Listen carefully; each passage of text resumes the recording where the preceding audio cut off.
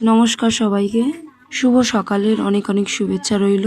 আপনারা যারা ছোট্ট ছোট্ট বাচ্চাদের ভিডিওগুলো দেখছো, এটা হচ্ছে সুন্দরবন পাথর প্রতিমা, পশ্চিম দ্বারকাপুর গ্রাম। এই বাচ্চাগুলো আদিবাসী সম্প্রদায়ের একদম নিম্নবিত্ত পরিবার থেকে বিলং করে। সকালের ব্রেকফাস্টে দুধ, পাউরুটি আর হচ্ছে কলা পাকা দেওয়া হয়েছে। 4 তারিখ সকালবেলা ব্রেকফাস্টটা দেওয়া হয়েছে। আর একটু দেরি হওয়ার কারণে ডিম সিদ্ধ করা হয়নি, তাই দুধ, পাউরুটি আর কলা পাকা দেওয়া হয়েছে। এই ছোট্ট ছোট্ট বেবিগুলোর মুখের হাসি দেখতে অনেক ভালো লাগে। বাচ্চাগুলো এগুলো পেয়ে ভীষণ খুশি। আর আজকের এই খুশির কারণটা হয়ে উঠেছেন পায়েল দিদিভাই। উনি এই সমস্ত কিছু আয়োজন করে দিয়েছেন বাচ্চাদের জন্য। পায়েল দিদিভাইকে অসংখ্য ধন্যবাদ জানাই। আপনি ভালো থাকুন, সুস্থ থাকুন, এই প্রার্থনা রইল। আর এইভাবে এই অসহায় বাচ্চাদের পাশে থাকুন।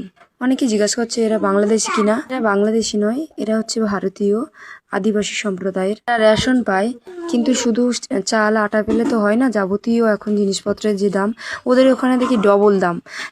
সেই মতো ওদের ওখানে সাপ্লায়ার যায় না, সেরকম বড় দোকান নেই। এখানে যেরকম হোলসেল মার্কেটে যেরকম একটু কম দাম হয়, ওদের ওখানে কিন্তু তা না। সব জিনিসের দাম বেশি, নোনা জলের জন্য চাষও হয় না, সবজির দাম বেশি। তারপর যাবতীয় তেল মশলা এগুলো সব কিনতে হয়, তো সব দিক থেকে ওদের একটু উইক।